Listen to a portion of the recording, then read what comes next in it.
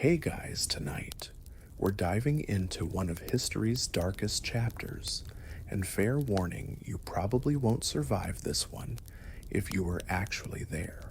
We're talking about the Middle Passage, that horrific journey across the Atlantic that turned human beings into cargo. Picture this and you're living your normal life in West Africa around 1750, maybe tending crops or crafting tools, when suddenly your entire world explodes into chaos. So before you get comfortable, take a moment to like the video and subscribe, but only if you genuinely enjoy what I do here. And hey, drop a comment with where you're listening from and what time it is. I love seeing how this content travels around the globe while people drift off to sleep.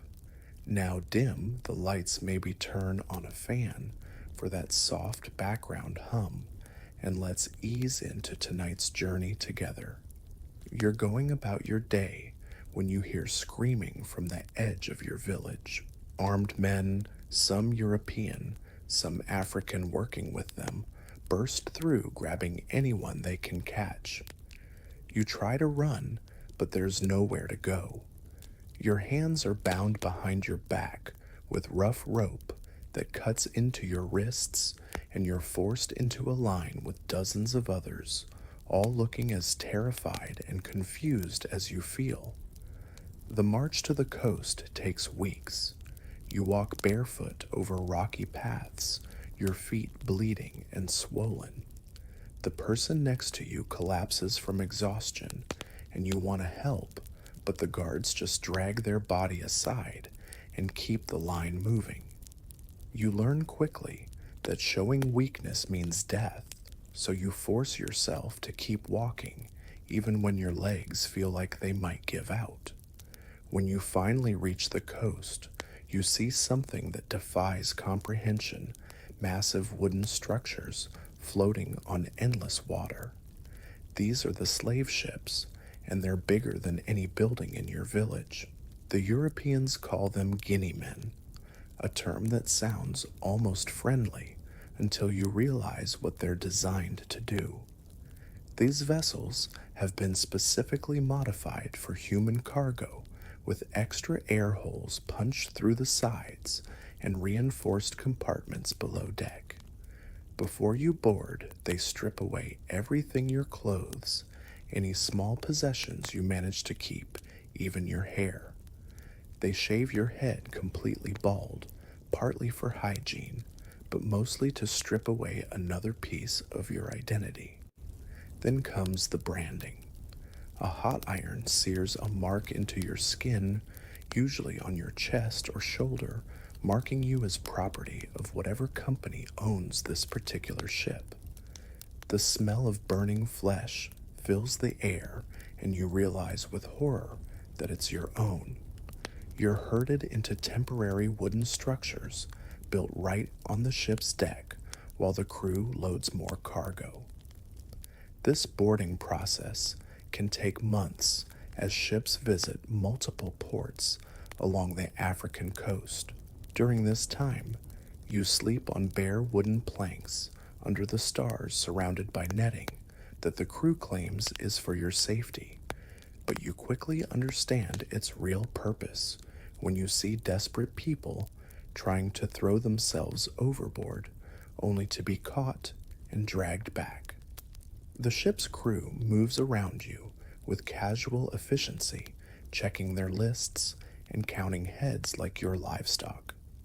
The captain, usually a weathered European man in his 30s or 40s, reviews manifests that reduce human lives to simple arithmetic. Ship records from this period show vessels designed to carry anywhere from 200 to 700 enslaved people, depending on the size and route. Historians still argue whether the mortality rates were intentionally calculated into the business model or simply accepted as inevitable losses. What's not debatable is that ship owners knew exactly what they were doing. They carried extra people specifically because they expected a certain percentage to die during the voyage. As you wait on deck, you overhear crew members discussing the journey ahead. They casually mention that the crossing will take anywhere from 6 to 10 weeks, depending on weather and winds. 6 to 10 weeks trapped on this floating prison surrounded by an endless ocean that might as well be another planet. You've never seen so much water in your life, and the thought of being surrounded by it for months fills you with a terror deeper than anything you've experienced. The irony isn't lost on you that many of these ships were built in New England, constructed by skilled craftsmen who probably never imagined the human suffering their handiwork would enable. Some vessels were even blessed by clergy before their maiden voyages, adding a twisted layer of religious hypocrisy to the entire enterprise. The day finally comes when they force you below deck, and nothing could have prepared you for what awaits. The wooden stairs creak under the weight of hundreds of feet as you're pushed down into what can only be described as a deliberately designed hell. The ceiling is so low, barely 4.5 feet in most places, that you can't stand upright. You're forced to crawl or crouch your back, already aching from the unnatural position you'll maintain for the next several weeks. The smell hits you first, a nauseating combination of human waste, vomit, sweat, and death that's so thick you can taste it. There's no getting used to this smell. It just becomes part of your existence, soaking into your skin and hair until you can't remember what clean air felt like. The air itself feels heavy and wet, barely breathable in the suffocating heat generated by hundreds of bodies pressed together. You're assigned a space that measures roughly 6 feet long by 16 inches wide, less room than most people give their pets. This narrow wooden shelf will be your entire world for the duration of the voyage. The person next to you is so close that you can feel their breathing, their trembling, their tears. There's no privacy, no personal space, no dignity left. The crew separates everyone by age and gender, though their reasoning is purely practical rather than humanitarian. Adult men like you are considered the most dangerous, so you're shackled in pairs, your right ankle chained to another man's left ankle. The iron cuffs are rough and poorly fitted, cutting into your skin with every movement. Your chain partner becomes your lifeline, and your burden if he gets sick, you're dragged down with him. If you need to move, you both have to coordinate every motion. Women are usually kept in a separate section and left unshackled, though this apparent freedom comes with its own horrific price that you'll learn about soon enough. Children move more freely throughout the ship, and their cries echo constantly through the wooden compartments.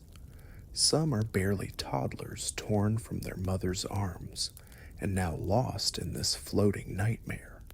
The ship's design reveals the cold calculation behind this trade. European shipbuilders had perfected these vessels over decades, adding features specifically for human cargo. Extra portholes provide minimal ventilation, just enough to keep the merchandise alive, but not enough for comfort. The wooden platforms where you lie are built in tiers like shelves in a warehouse, maximizing the number of bodies they can cram into each space. You discover that some ships use what's called tight packing versus loose packing industry terms that reduce human beings to shipping methodology.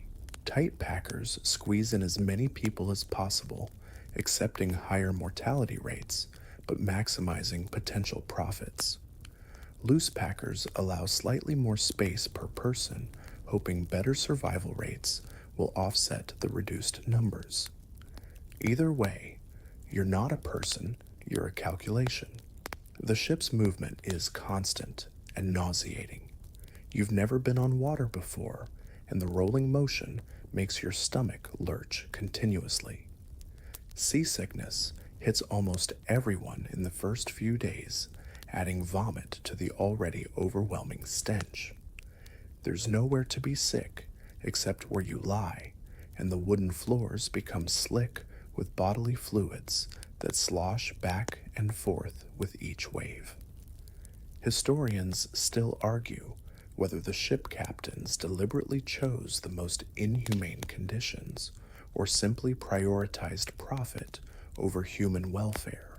Contemporary records suggest many captains genuinely believed they were being practical businessmen, viewing high mortality rates as unfortunate but inevitable costs of doing business. Sleep becomes a luxury you can barely achieve. The constant noise, crying, praying, groaning, the creaking of wood and chains never stops. When you do manage to drift off, you're often awakened by someone having nightmares or by the sound of someone dying nearby. Death becomes a frequent companion in these cramped quarters, and bodies aren't always removed immediately. The clever and horrible innovation of these ships was their efficiency. Every square inch was utilized, every design element calculated to maximize human cargo while minimizing costs. The ship you're trapped in probably cost its owners around $8,000 to outfit, and they expected to make triple that from selling their human cargo in the Americas. You begin to understand that this isn't random cruelty, it's systematic dehumanization perfected over generations. The tight spaces aren't just about maximizing profits, they're about breaking your spirit, making you feel like an animal rather than a human being. The psychological impact is just as deliberate as the physical suffering. As the ship rocks through your first night below deck, chained to a stranger in a space barely large enough for a coffin, you realize this journey will either kill you or fundamentally change who you are.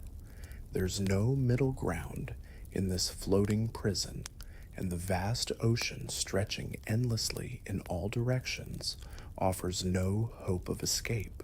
Morning arrives not with sunlight.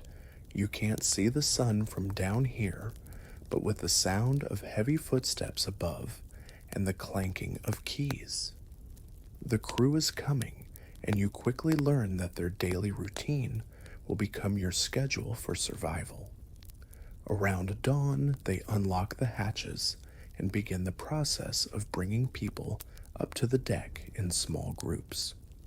You're still chained to your partner, so you move together in an awkward shuffle up those same wooden stairs you descended yesterday. The sunlight hits your eyes like knives after hours in the darkness below. You squint and stumble, your legs wobbly from lying in cramped positions all night. The crew herds you to one side of the deck, while the women are brought to the other, separated by what they call a barricado, a reinforced wooden wall that can be quickly defended if anyone tries to revolt. This isn't just a barrier, it's a fortress designed to protect the crew from you. Breakfast arrives in large wooden buckets, a watery mixture of rice beans and sometimes horse beans that taste like paste. You eat with your hands from a shared bowl, and you eat everything they give you because you don't know when the next meal will come. The food is deliberately bland and minimal, just enough calories to keep you alive, but not enough to give you strength for resistance.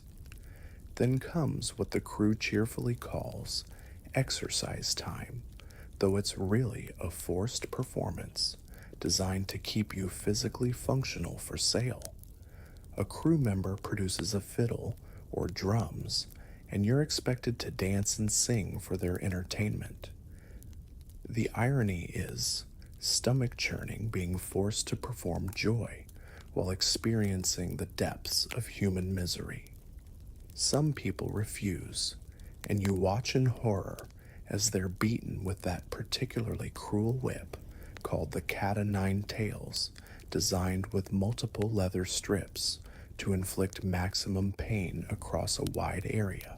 You learn quickly that compliance keeps you alive, so you move your body to the rhythm even though your soul feels dead. The crew members laugh and clap along, treating your forced performance like dinner theater. Some even place bets on which dancers will collapse first or who looks most spirited for potential buyers. The ship's doctor, and yes, they actually employ physicians on these voyages, makes his rounds during deck time. These medical men represent one of history's most twisted contradictions, healing people just enough to keep them valuable as merchandise. He checks for signs of smallpox, dysentery, or the feared flux that can kill dozens in a matter of days. Anyone showing symptoms gets isolated or, in extreme cases, thrown overboard to prevent spread. Disease spreads through the ship like wildfire despite these precautions. Dysentery turns the already horrific sanitary conditions into something beyond description. People suffering from fever shake uncontrollably in the stifling heat. You watch strong adults waste away to skeletal shadows within weeks. The ship's records coldly note these deaths as shrinkage, a business term for inventory loss. Historians still argue whether ship's doctors were genuinely trying to preserve life or simply protecting the owner's investments. Medical journals from the period reveal a chilling clinical detachment, with physicians describing human suffering in the same tone they'd use for livestock diseases. The forced feeding becomes particularly brutal for those who give up hope. Some people simply stop eating, choosing death over continued torture. The crew responds with the speculum, or as a medieval torture device designed to force open a person's mouth. They jam this metal contraption between your teeth and crank it open, then pour the gruel directly down your throat. The message is clear: you don't even have the right to choose death. Water becomes an obsession. You're given perhaps a pint per day, barely enough to survive in the tropical heat, let alone maintain health. You learn to savor every drop, holding the warm, stale liquid in your mouth as long as possible. Some people go mad from thirst, begging the crew for just one more sip, while others trade their food rations for an extra mouthful of water. The crew treats these daily routines with casual efficiency, like farmers tending livestock. They've done this countless times before, and their experience shows in the systematic way they manage hundreds of desperate people. Some crew members show hints of humanity, a gentle word here, an extra portion there, but most view you as cargo that inconveniently requires feeding and exercise. Afternoons bring the return to those suffocating compartments below deck where the heat has been building all day. The wooden platforms are scorching hot from the sun beating down on the deck above. You lie there in your 16-inch space, sweating until you're dehydrated, breathing air so thick it feels like drowning. The psychological torture is almost worse than the physical suffering. Every day follows the same pattern, and you begin to lose track of time. Days blend into nights, and you start to question whether this floating hell is all that remains of your existence. The crew deliberately keeps you ignorant about the journey's progress. You have no idea how much longer this will last, or if you'll survive to see land again. While you're shackled and watched constantly, you begin to notice something remarkable about the women aboard this floating prison. They move with a different kind of awareness, their eyes constantly scanning their whispered conversations, carrying an undercurrent of planning that the crew seems oblivious to. Despite facing horrors that compound the universal suffering of this voyage, they become the ship's most dangerous passengers, not because they're violent, but because they're strategic. The women's section operates under different rules, and those differences create unexpected opportunities. Without ankle shackles, they can move more freely within their designated area. They help tend to the children, assist with food distribution, and sometimes even move between sections under the pretense of medical care. What the crew doesn't realize is that this mobility transforms them into the ship's informal communication network. You start to understand that women like Fatima, who lies in the section closest to yours, aren't just surviving, they're organizing. She catches your eye during one of the forced exercise sessions and nods almost imperceptibly toward a loose board in the barricado. Later, you notice her whispering to other women, her hands moving in subtle gestures that look casual but carry deliberate meaning. These women are planning something, and their freedom of movement makes them the perfect coordinators for resistance. The brutal reality is that many women face additional horrors that make their potential for rebellion even more remarkable. Crew members regularly select women for sexual assault, dragging them to private areas of the ship under various pretenses. Some women arrive in the Americas carrying the children of their attackers, bearing the ultimate evidence of the voyage's cruelty. Yet even facing this systematic sexual violence, they refuse to be broken. Historical records reveal that women initiated or coordinated roughly 60% of shipboard rebellions, despite comprising only about 30% of most ships' human cargo. Ship captains' logs frequently mention their surprise at discovering women as the masterminds behind revolt attempts, having underestimated both their intelligence and their rage. You witness Fatima's network in action during a night when dysentery strikes particularly hard. While the crew focuses on the medical crisis, she moves through the women's section, apparently comforting the sick. But you notice her hands passing small objects, pieces of metal, sharpened wood, anything that could become a weapon. She's building an arsenal under the noses of men who see her only as property. The women's strategy is brilliant in its simplicity.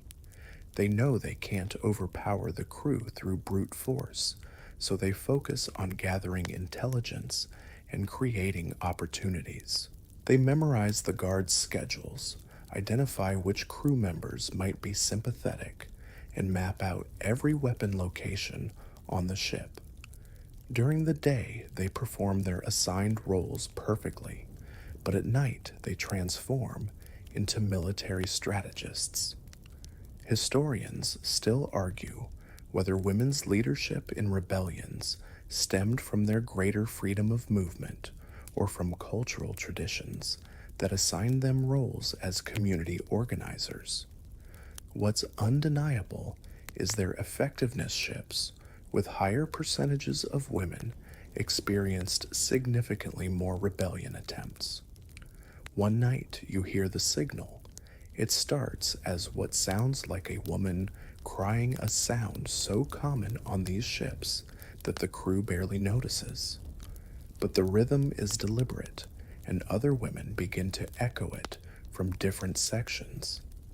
The crying becomes a call and response pattern that spreads throughout the ship.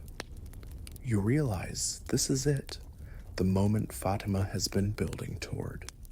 The rebellion unfolds with terrifying speed. Women who seemed weak and broken suddenly produce hidden weapons. They attack the night guards with coordinated precision, moving like a trained unit rather than desperate individuals.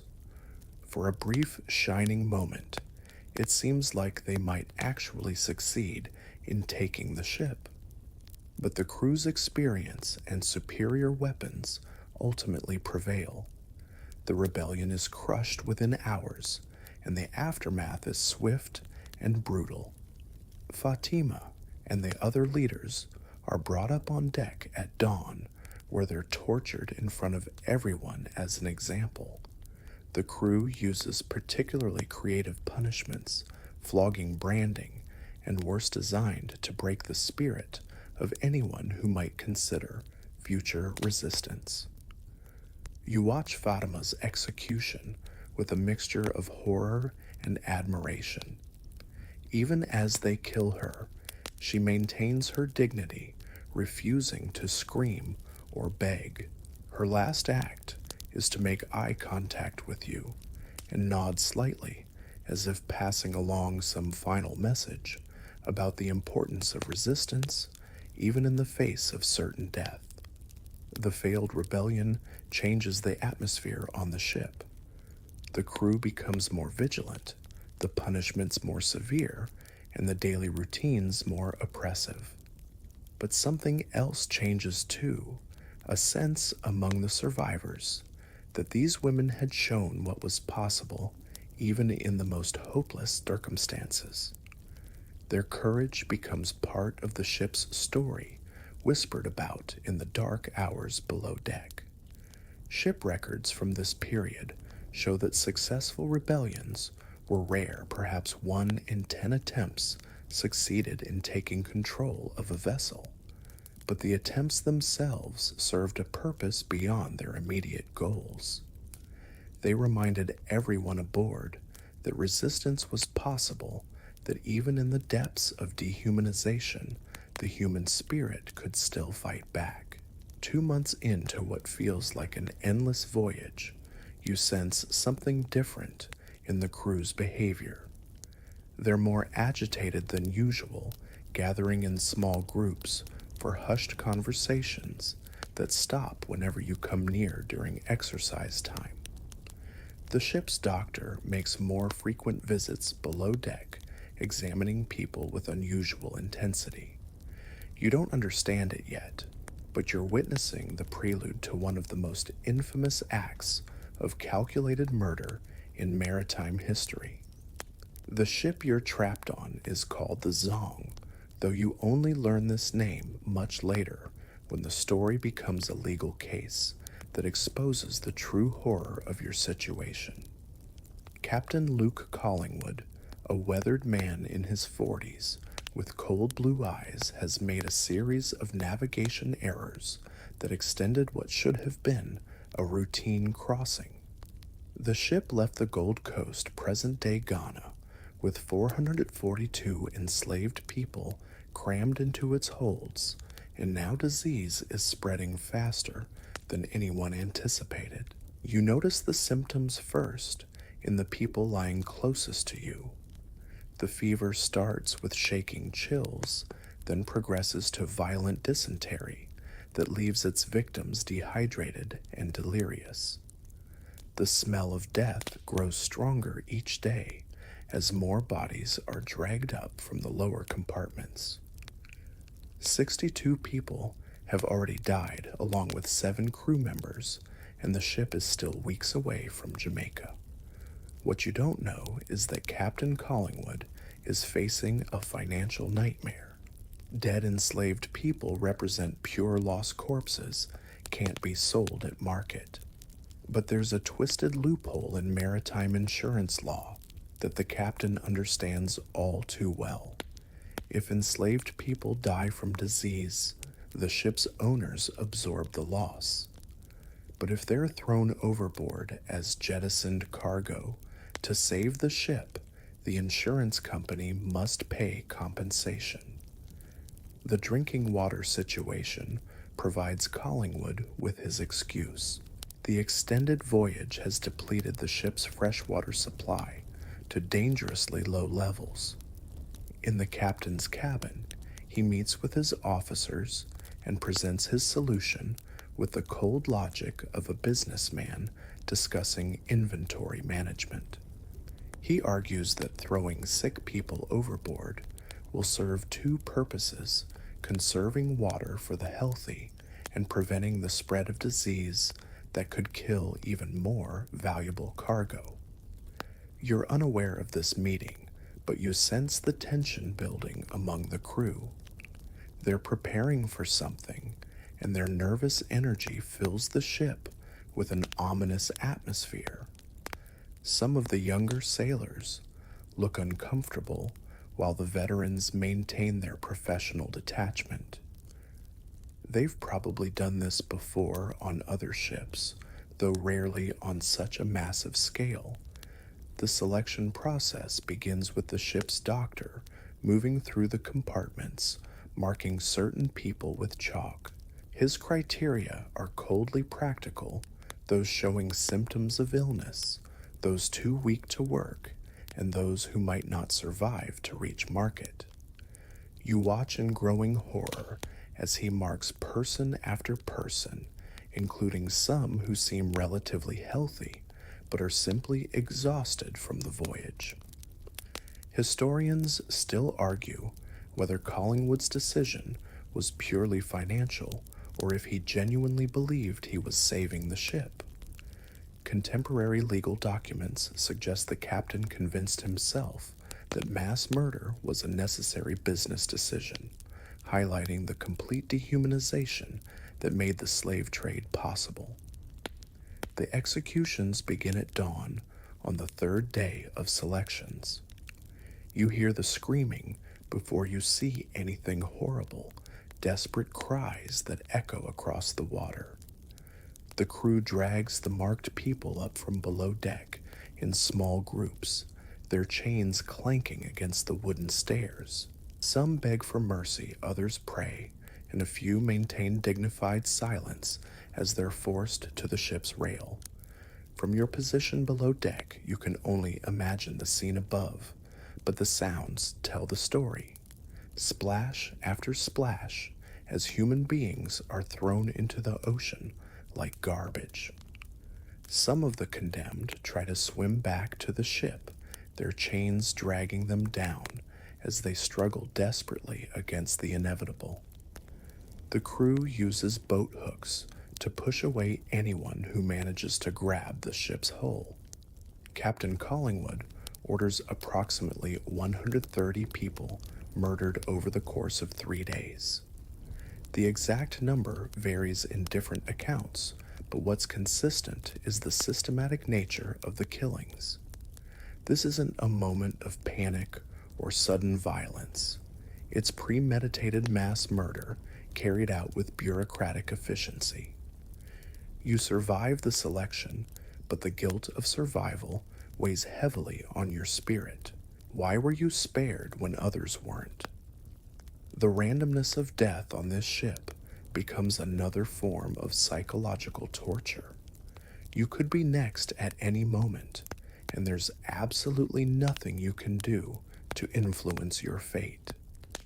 The ship's atmosphere changes completely after the murders. Even the crew seems subdued, going about their duties with grim mechanical precision. Some of the sailors drink more heavily than usual, while others avoid eye contact with the surviving cargo. They know what they've done, even if they justify it as business necessity. 2 years later, the Zong case goes to court in London when the ship's owners sue their insurance company for compensation. The legal proceedings reveal the full extent of the horror as lawyers argue whether enslaved people can be treated like diseased animals under maritime law. The court initially sides with the ship's owners, ruling that the captain had the right to jettison cargo to save his vessel. The legal aftermath of the Zong massacre reveals the twisted logic that made your suffering possible, but it also plants seeds that will eventually grow into something more hopeful. When British abolitionists get hold of the court transcripts, they publish the story with the ship's name removed, making it clear that this horror could happen on any vessel crossing the Atlantic. Your story, though they don't know your individual name, becomes part of a growing movement that will eventually challenge the entire system. You survive the crossing, though. Survive feels like an inadequate word for what you've endured. When the ship finally reaches port in the Caribbean, you're a fundamentally different person than the one who was captured in your African village months ago. The psychological scars run deeper than the physical ones: the constant fear, the dehumanization, the guilt of surviving when others didn't. These wounds will shape not just your life, but the lives of your children and grandchildren. The economic mathematics of your suffering are staggering and help explain why this system persisted for over 3 centuries. A healthy adult male like you might sell for $50 or $80 in the Caribbean markets of the 1780s, while the ship's owners paid perhaps $3 or $5 for your initial purchase in Africa. Even accounting for transportation costs, insurance, and the inevitable deaths during crossing, the profit margins were enormous enough to fuel an entire economic system. Your experience aboard the Zong wasn't unique. It was representative of a systematic industry that transported over 12.5 million Africans across the Atlantic between 1525 and 1866. Roughly 2 million people didn't survive the crossing, making the Middle Passage one of history's largest graveyards. These numbers represent individual human tragedies, multiplied across generations, but they also demonstrate the massive scale of resistance and survival that ultimately led to abolition. The stories that survivors like you carried to the Americas became whispered testimony that fueled resistance movements throughout the New World. Slave narratives, though often suppressed, preserved accounts of shipboard rebellions, the courage of women organizers, and the calculated cruelty of captains like Collingwood. These testimonies eventually reached the ears of abolitionists, who used them to expose the trade's true nature to a largely ignorant public. Historians still argue whether the slave trade would have ended through economic evolution, or if active resistance and abolition movements were necessary to force its conclusion. What's clear is that survivor testimony played a crucial role in changing public opinion, particularly in Britain, where the Zong case helped galvanize opposition to the entire system. The legal precedent set by the Zong case initially supported the slave trade's logic, but it also exposed that logic to public scrutiny for the first time. When people learned that insurance companies were paying compensation for murdered human beings treated as jettisoned cargo, the moral bankruptcy of the entire system became undeniable. The case became a rallying point for abolitionists who used it to demonstrate that slavery wasn't just wrong, it was literally reducing people to the legal status of objects. 24 years after the Zong trial, both Britain and the United States outlawed the international slave trade in 1807. But the practice of slavery itself continued for decades longer. Britain abolished slavery in its colonies in 1833, while the United States required a civil war and wouldn't officially end slavery until 1865. Your story, and millions like it, bridged these crucial years when the world slowly recognized that treating human beings as property was fundamentally incompatible with any notion of justice or morality. The ships that carried you and others like you eventually disappeared from the oceans, replaced by different vessels carrying different cargo. But the roots remained the same, and the economic relationships established by the slave trade continued to shape global commerce for generations. The wealth generated by your forced labor and suffering helped build the industrial economies of Europe and North America, creating prosperity that those societies have never fully acknowledged or addressed.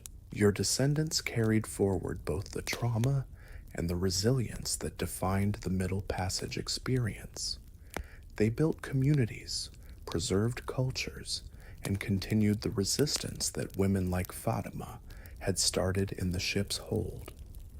They turned survival into strength, and strength into movements that would eventually transform the societies that had enslaved them.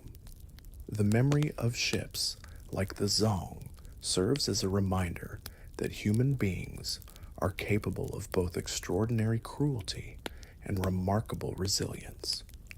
Your story, multiplied millions of times across 3 centuries, demonstrates that even in the darkest circumstances, people find ways to maintain their humanity, resist oppression, and create hope for future generations. As you drift off to sleep tonight, remember that the voices of those who suffered and died on ships like the Zong weren't silenced forever. They echo through history, reminding us that freedom isn't free, that justice requires constant vigilance, and that even in humanity's darkest chapters, there are always people willing to stand up and say no more.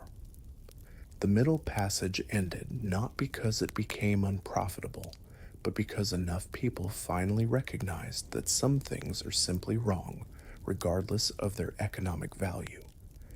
That recognition, born from stories like yours, represents one of humanity's most important moral achievements.